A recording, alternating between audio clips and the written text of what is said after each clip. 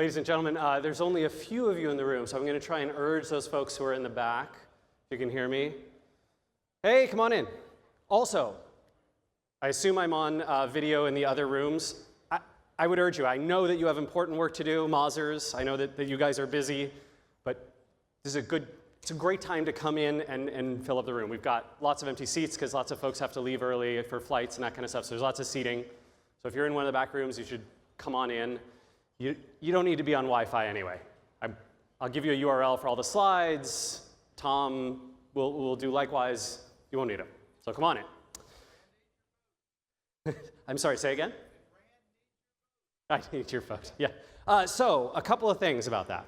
So the head-to-head format is one of the most exciting things that we do at MozCon, and the Distilled folks have also adopted it at their Search Love and Link Love conferences, which we love.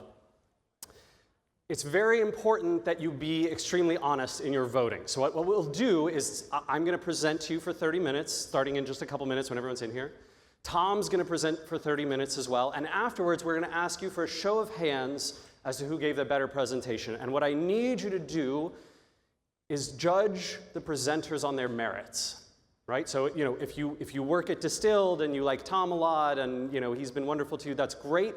You need to put aside those biases and judge him on his merits. And the same story is true with me, right? So if you think, wow, well, Rand's and all this other stuff. No. Nothing matters until the timer starts and this presentation begins. Okay, that's the only thing that you should be voting on. We want to make sure that it's a very fair fight. The format for the fight, or the judging criteria for the fight are just three things. The value that Tom and I provide to you personally and to your organization, the value that you believe we've provided to the rest of the audience, and the quality of the presentation in terms of its delivery and its substance overall. So those three things are the criteria. And then I want to say just one word about Tom while folks are coming into the room. So as many of you know, Tom Critchlow has been with Distilled for many years now, I think more than 5 years, and has helped the company grow tremendously. Distilled is certainly a force to be reckoned with in the English language market and around the world for SEO consulting, and my hat is off to all of them. And Tom has recently decided that he's leaving Distilled. He's moving on to Google. I think he might mention it in his talk. He was recruited very heavily. I know the decision was tough for him, and they had to persuade him with all sorts of things. And I just want to say that, Tom, where are you, Tom? Hey, buddy. Tom you've been my friend and my colleague for a long time, and it means a tremendous amount to me how much you've supported us in our marketing, coming and working at SEO Moz for those 3-4 months, helping in every way possible. And I know you well, I know your skills, I know you personally, and I just want to say that I think so highly of you, I don't believe Google has done enough to deserve you. Whatever they've done, it's not enough. It's not enough to deserve you. That said, there is one industry that does deserve you. This one. And I hope that in the years to come, you return to us. I hope so. And I'm sure Tom's going to give an amazing presentation. I am going to start by saying that my presentation, we can kick off the timer, you can download it here at bit.ly, Moz Content Strategy, thanks to some last-minute work from Ruth. Thank you very much, Moz Content Strategy. I'm going to go fast, so don't try to take notes. All right. But all of this is available online at SlideShare publicly. You can share it and enjoy it. I see an unfortunate common story. In fact, I'm going to tell you two stories, but I want to start with this one. Right? So the story begins with Homer reading about marketing. He says, oh, I need to acquire customers. I must do marketing. Marketing is how I acquire customers. All right, let's try some search engines. Love search engines, right? People go to those. Ooh, search engines. Ah! Keywords are costing a fortune, my God. All right, screw that. SEO. All right, we'll get it for free. Oh, so many free calls. Time to get some links. Got to get links if you want to rank. All right, let's be cool. Be cool, people. You got to keep a white hat. So we'll start with some article marketing, and then some guest blogging. We'll do a little do follow comments, some link outreach requests. we're only going to submit to the high quality directories, okay? And then we'll sponsor some events and charities, send some press release blasts, get our partners to link over to us, do some advertising, right, that leads to links. Woo! Man, this link building thing is really hard. You know who has it easy? Bloggers. Bloggers just get links pouring in for nothing. It's just so easy. All right, I got it. Content strategy, blog, I'm on it. Let's start a blog. All right, well, we'll do some cover graphics and display stuff, and we'll launch some link bait. We'll get Senor Sperbergo. Can't go wrong. Ugh. I thought this was going to be easier, because all that effort only produced a few links here, a few links there. The blog posts aren't getting us anywhere. All right, screw this. I'm outsourcing. Can't someone else do it? Someone else can do it. Yeah, so you get some time, and then the rankies are kind of sitting there, and some trouble on the horizon.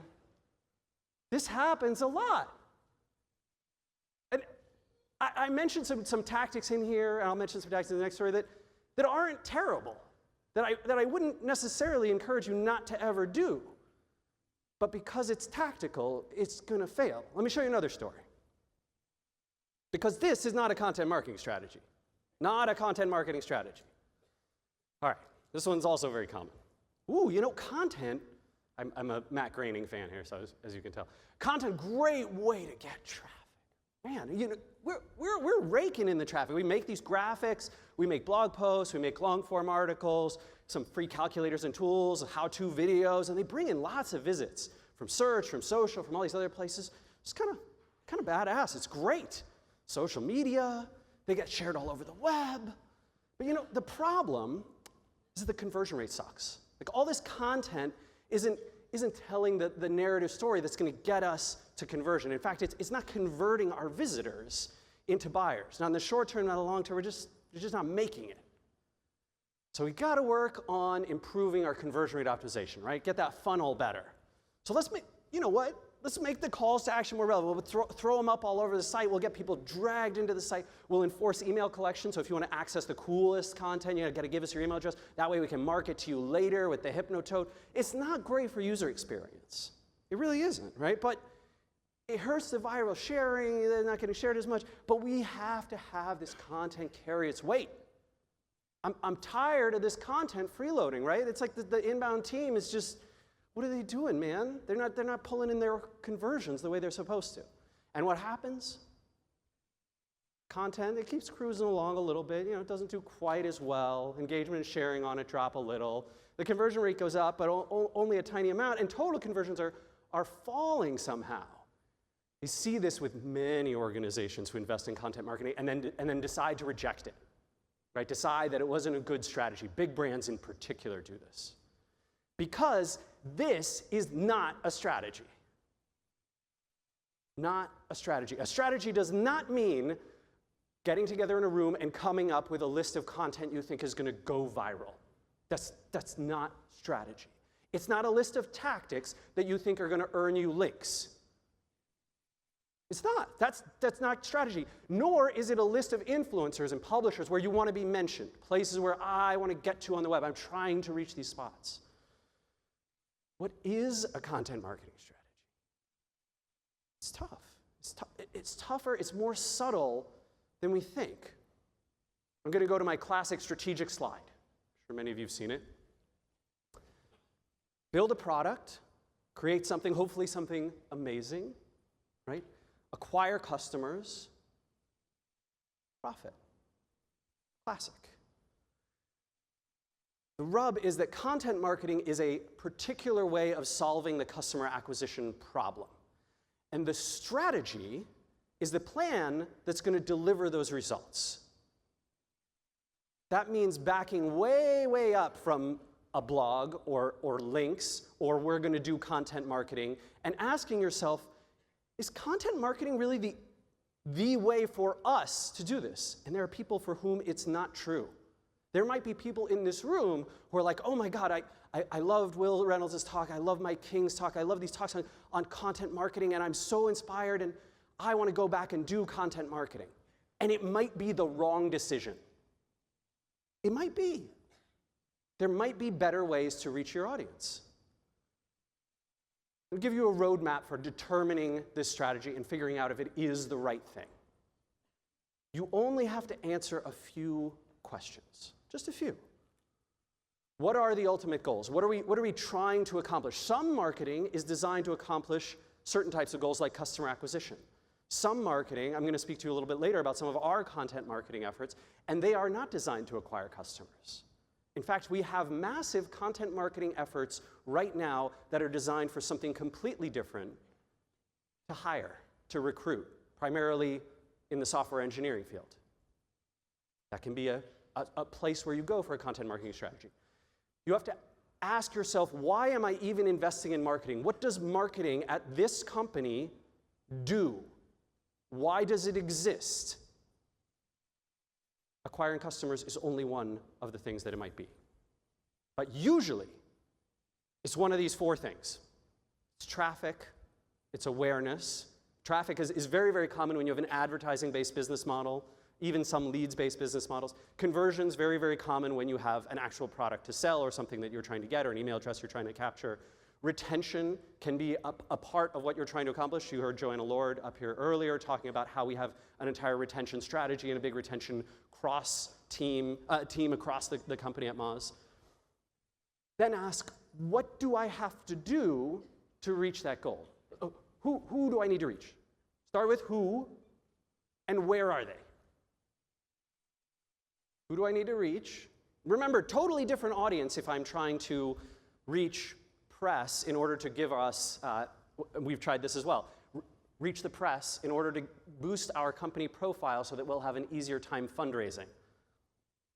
That's actually a strategic reason to use content marketing.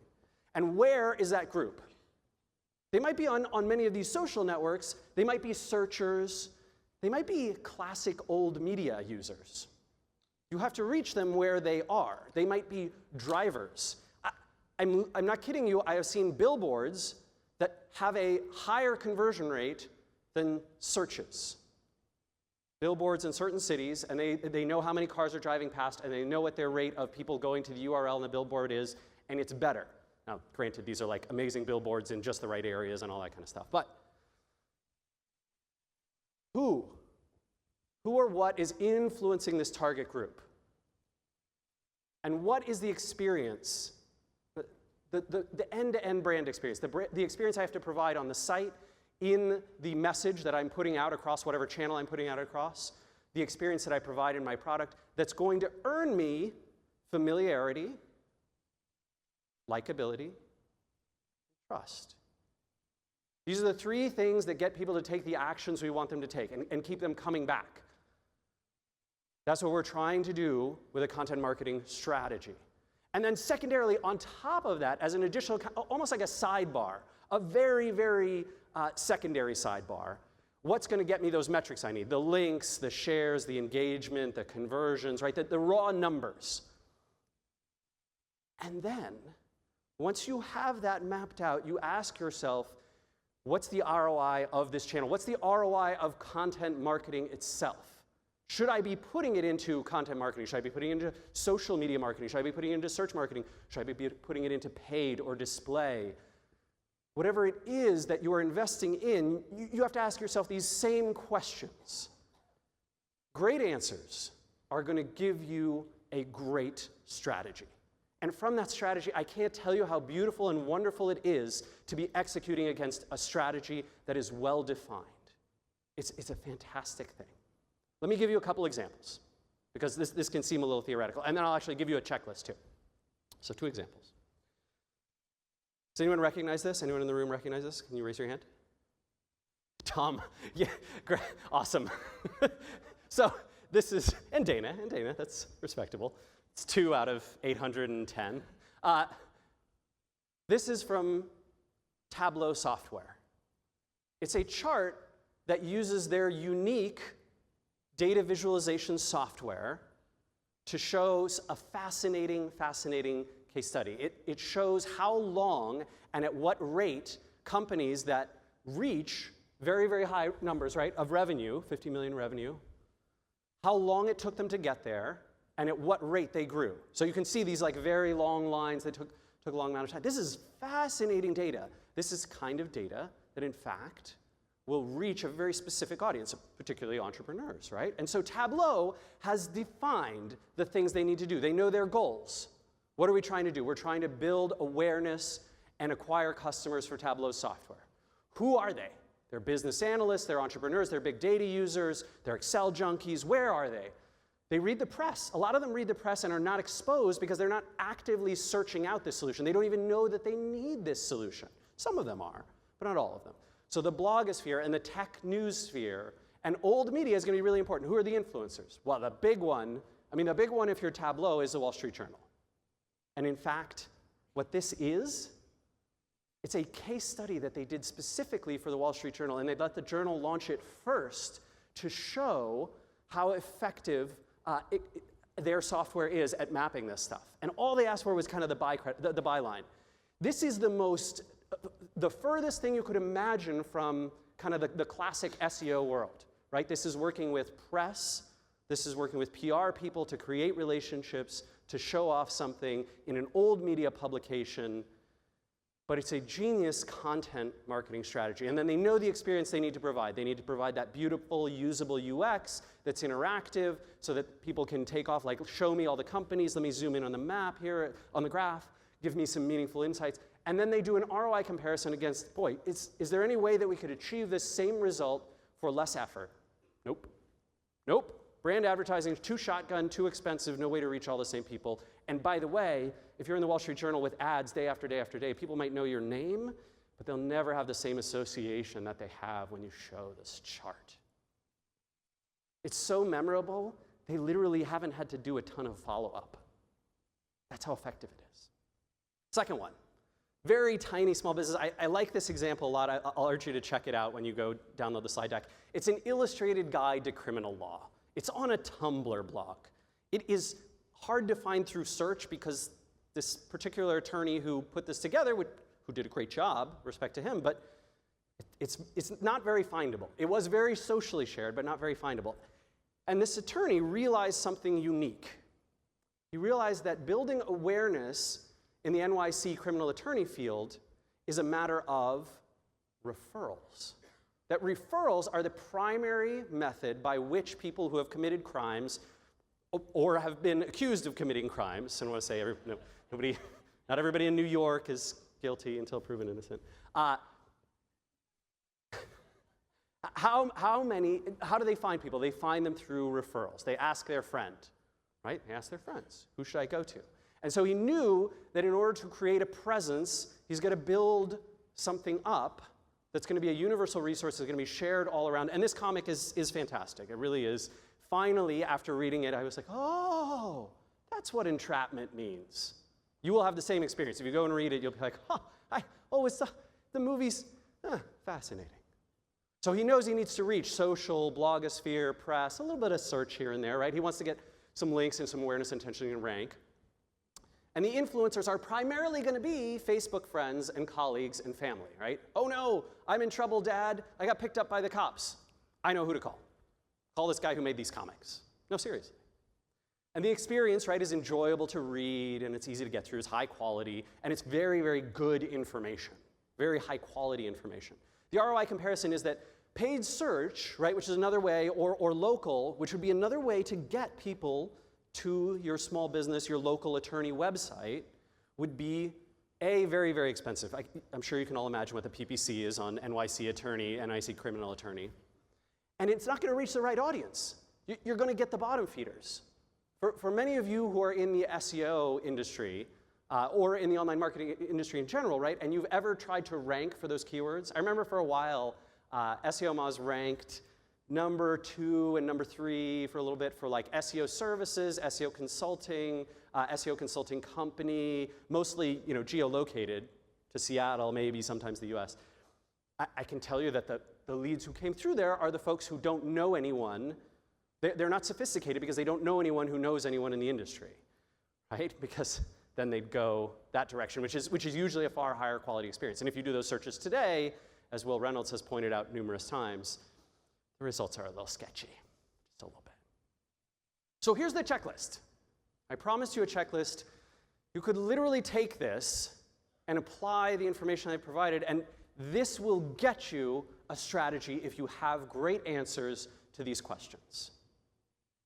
This is the goal, right? That I want you to have a strategy, and I want you to know when you invest in content that it's the right way to reach the right people.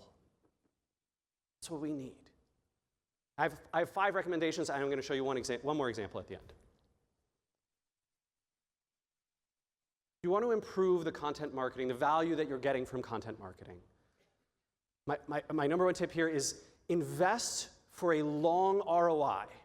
I have a friend here in Seattle. His name's Dan Shapiro. He recently sold a company called SparkBuy to Google. He came and spoke at the MozPlex for those Mozzers who were there. Great entrepreneur, fantastic guy, just been a great friend, a great colleague.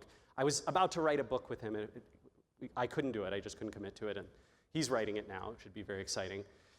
And one of the things that Dan loves to talk about is how 50% of his time, 50% of the time that he spent at his company was doing a single task that he called creating serendipity.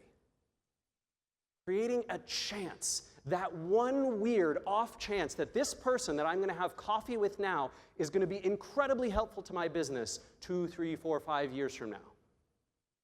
And so he took tons and tons of these coffees that produced no real value. He would give his insight and experience and help. He would fly to conferences, which takes a long time, right, out of a CEO's day, to fly to a conference, to take all this time off of work, to not have access to the Wi-Fi, to not be helping your team, to be on the road, to potentially meet that one person, have that one snippet of influence.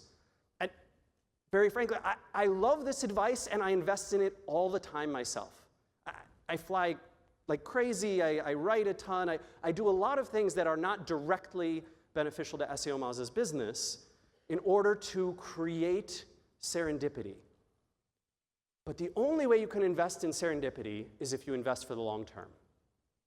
So this is one of my very favorite slides. I absolutely love it because this is actually a snapshot of my wife Geraldine's travel blog's traffic. And what's amazing here is that she had a little bit of success the first couple of months that she launched it. And then the traffic flatlined. She was blogging every single day. And her posts, in my opinion, you can go back and read them, they're just as good as the ones that are coming out way over here, way over there. They are. They're just as good. So what is it? Because most people would end the blog here. Right? They'd have a little bit of success, it would go back down to normal, and they'd say, it's been a year and a half, nothing is happening. Here's what happens if you let nothing happen for long enough and you stick with it anyway. You guys all know the story of SEO Moz, right? That for 6 years, Jillian and I did nothing but go into horrific debt, that we were as unsuccessful as you can imagine. Not just unsuccessful. Unsuccessful is like your revenue is low. Our revenue was negative. Like, we are staying in business and we are losing money while we stay in business. And yet we keep going to work. This is the definition of a crazy person. Insane. But sticking with it, having that 5-year ROI, does the trick. Number 2, whenever you're thinking about your content strategy and whoever those people are who are influencing the audience you need to reach, consider, rather than targeting them, saying, how do I get them to write about it? How can I involve them? So think about the example I just showed with Tableau software. They didn't say, how can I get the Wall Street Journal to write about me? They said, how about I give them something that's going to get them thousands and thousands of page views? Literally, it's one of their most linked to pages was one of their most linked to pages on the Wall Street Journal. They redirect the URLs so many times that I can't keep up. I'm sure Alex is doing a good job of keeping them under control now. But this is the Internet Defense League project. I got an email from them 6 months before they ever launched the project asking if I would be a participant in helping to build not a way to defend against things like SOPA and PIPA, but rather the bat signal of the internet. Can you imagine? You get an email that says, will you help build the bat signal of the internet? Hell yeah, I will. Yes, please, I'll take 2 of those. So super cool. We weren't one of the featured companies, but we are one of the supporters, and so are a lot of other foundry investment companies. Number 3, good artists borrow, but great artists steal. Do not be afraid to take the insight that you see from others and simply do things better. So if there's a great strategy out there, and you're worried, oh, but people have seen it before. I can't tell you how many examples have people shown during this conference up on this stage and said, have you seen this? And the only people who raised their hand were a handful of folks in the audience and maybe some of the speakers. We get in our brain that, oh, well, if I've seen it, everyone's seen it. Nope. You can steal. You can steal very effectively. One of my favorite places, this is highly tactical, but one of my favorite places to steal is from the media. Because the media is just trying to drag eyeballs. They're not creating that branding experience that you can create. This is a fantastic calculator for, well, it's a mediocre calculator for plugging in some variables and seeing what your height and weight distribution, your body mass index is compared to lots of other people all around the world.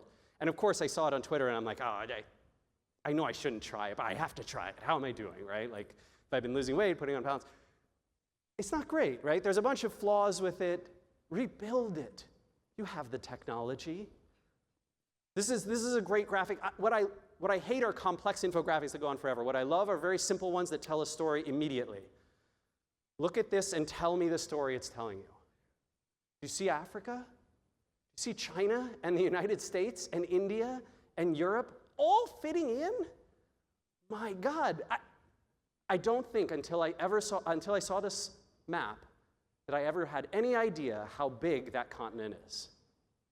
Fantastic. You've opened my eyes. You've done a great job. This one's really simple. Do you have anything that's shit that fits inside other shit? It works, right? It clearly works. Number 4, I want you to expand your idea of what content means. You are probably extremely familiar with blog posts and articles and educational resources and video and slide decks and animations and photos. Yeah, that's content. Oh, APIs and platforms. Yeah, that's kind of an interesting form of content. The boring pages on your site.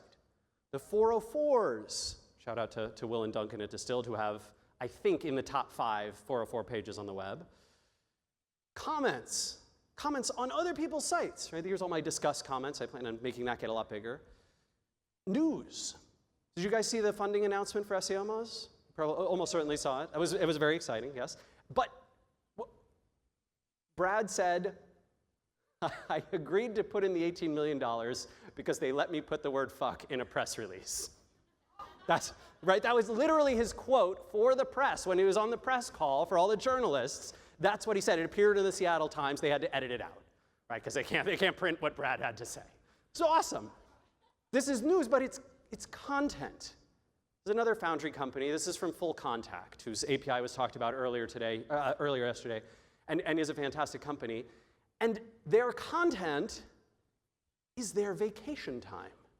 Because they said, paid vacation isn't cool. What's cool is a paid vacation. Meaning, we pay you to go on vacation. If you agree to disconnect completely from the company for an entire 7 days, we will pay up to $7,500 towards your vacation. Only if you agree not to check your email. Wait, isn't that the... I thought startups was... What? Way to go. Way to go. That's content. Your workspace can be content, and ours really is. In fact, ours is content with a very specific strategy. Our strategy is we need to recruit great people. Seattle is a competitive market, and our office has to be incredible. Our next office is going to be, compare this MozCon to MozCon 4 years ago.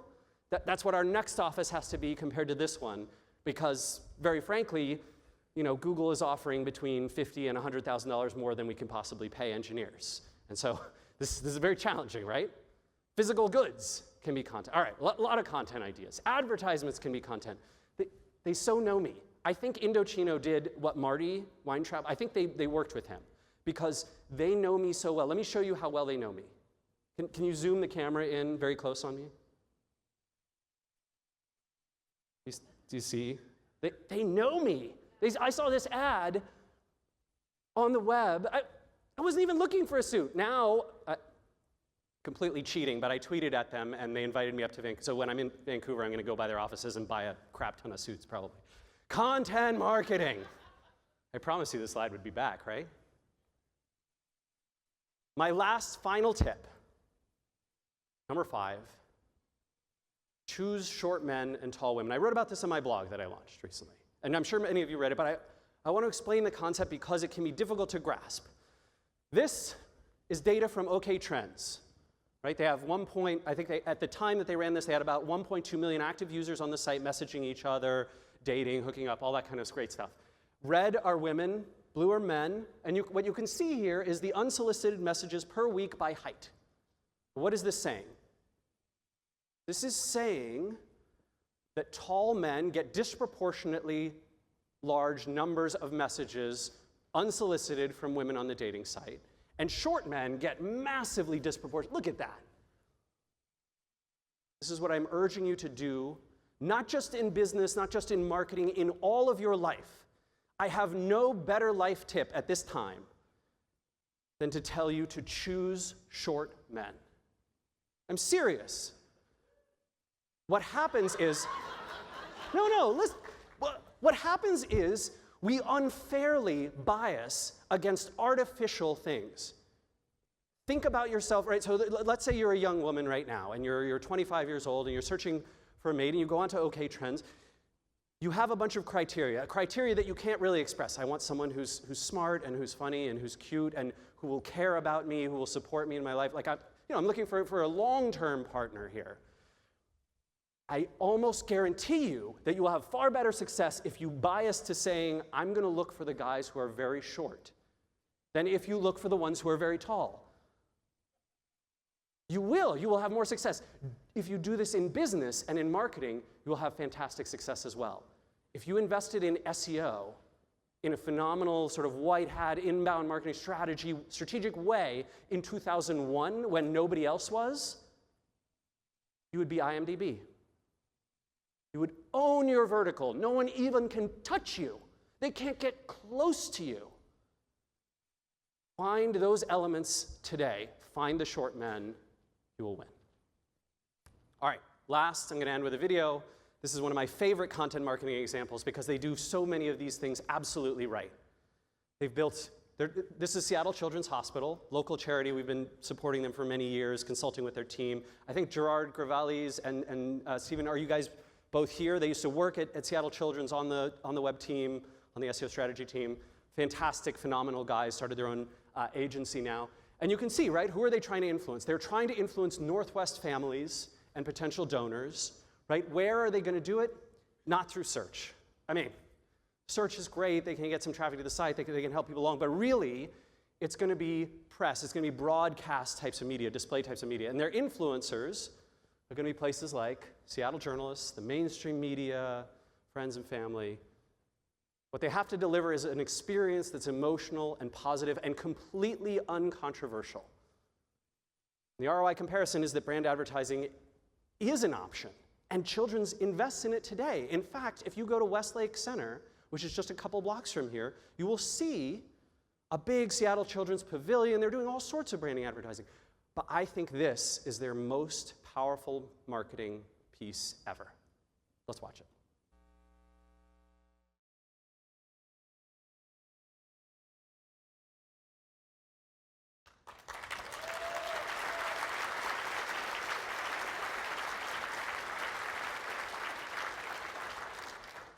So I have some contact with the folks at Seattle Children's, and so what I'd like to do, win or lose regardless, I would like to encourage all of you to test this. Let's do some testing. Let's see how effective this video really is. Today, sometime before midnight, if you would like, go to Seattle Children's website. You can make a donation from their homepage. I know, it's sad. And whatever the delta is on what's donated on an average day versus today, Geraldine and I will match that. So.